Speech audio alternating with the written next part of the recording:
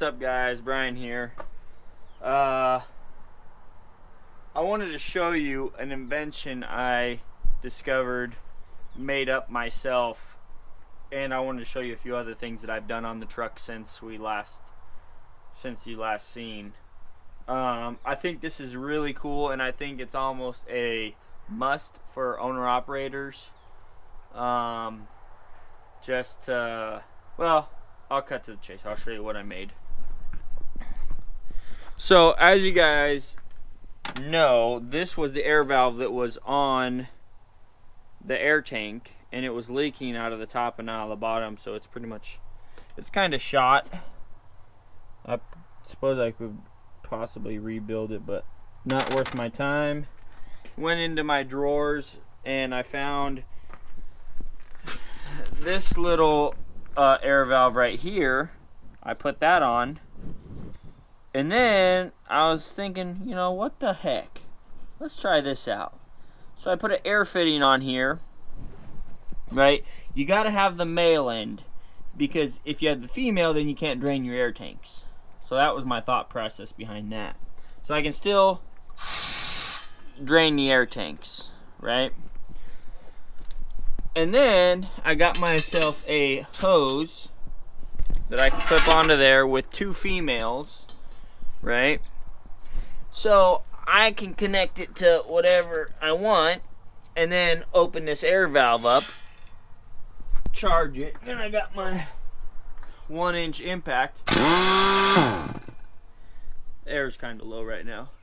It's sitting at, what are we sitting at right now? 60 psi. That one right there, 60 psi. But at 120, that thing cranks, and it turns that gun enough to get the lug nuts off. So I am very happy with this setup. Also, if I'm losing air pressure in a tire, boom, I can fill it up, you know. Or if I got a nail in it and it's seeping out and I just want to make it to the end of the day, I can fill it up with this without pulling it out. I obviously have tire plugs, so I can pull it out, put the plug in, and then fill the tire back up with this, you know, instead of going to a gas station or whatever. Also, I got my air blower, stick that on there. My hydraulic jack, I can use that with this. Pretty much unlimited power, because I got 3 tanks. I got this big tank right here, I got another big tank right here, and then I got this small tank right there. So we're pretty much covered on the air supply, and that's all at 125, 130 psi, which is pretty good. It is going through this small airline, but like I said, it's enough to turn that big one. It's enough air that I can take these lug nuts off, which is awesome. And everything else, anything else I could need to do on the truck with an air impact or air, you know, I should be able to do it, you know, which, oh man, I'm just so happy. That is so cool. So I just thought I'd show you guys that. And then you just close that air valve. I like to close it on the inside. That way it doesn't get bumped by anything. And, you know, boom. Also, I wanted to show you some other things that I did, guys. As you can see, I got all 4 mud flaps on. That's pretty sweet looking. I haven't got to it yet, but on this side, I'm going to weld up all this extra space that hasn't been touched. Also, there's a small hair fracture right there on this. It holds the hydraulic tank. I'm going to weld that up. Some other things I did was I replaced the bolts in here, and I fabricated a better system. So those are nice and snug. Those aren't moving anywhere. I can't remember if I showed you these or not. These sludge locks, as they call them in Ohio. I just call them load locks because they, you know, they secure the load. One thing I got to do today, I don't know if you can tell, there's a small gap in between the tailgate and the bed, right where these asphalt gates are. So we're gonna put some metal in there and weld that in there. No, there won't be a lip, it'll be smooth.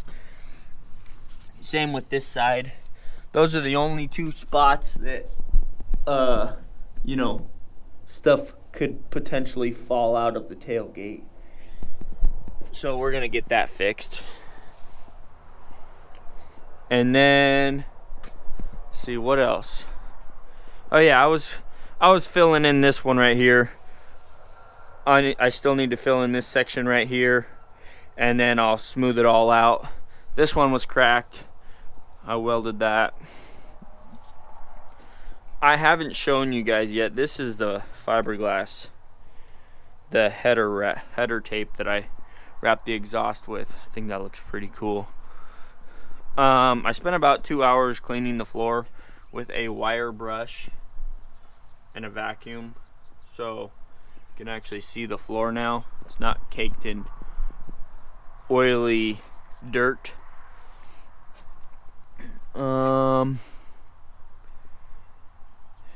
Yeah, I think that's about it for all the crazy stuff I've done. That was one of the mirrors that was on the truck when I bought it. I never showed you guys that. It's kind of embarrassing.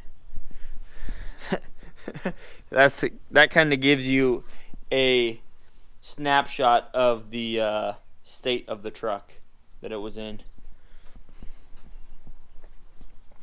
Yep. Man, this thing it's so close, guys. We're getting there, man. We are so close. You know, we are so close to running this thing. Oh, another thing I did. I welded up that bracket right there. That was broke. I welded that up. I flipped this thing around. They had it on backwards. So now you can see it sits in the cradle just right. Before it was just barely in the cradle. And I also, the other side didn't have one on it. Now you can see there's one on there. I had to drill out the holes because they filled it in with fiberglass and Bondo. And then I had to tap the threads with the tap. That was fun. But I got it on there. Oh, also another thing I did. You can see the cable in there. It looks like a W or some saggy boobs. Those hold the hood up when I set it down, so now I don't have to use the sawhorse anymore. So basically, there's a few things we got to do that I would like to do soon. These radiator hoses I want to put on because the other ones are old and kind of dry rot. And then I need to put this hose on too. And that's it, guys. That's it.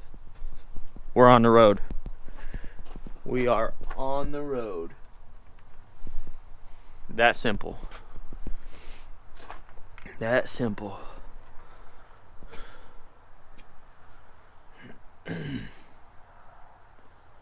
Yep, that's how. And then I gotta weld this up, and that's it. That's it, guys. We're on the road. Oh, I need to make a pin for this too, so I don't have to keep using this stupid wire. I don't know how I'm gonna do that, but we'll figure something out.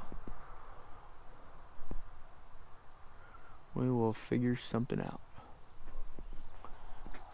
Yep. Alright, catch you later. Pound that like button.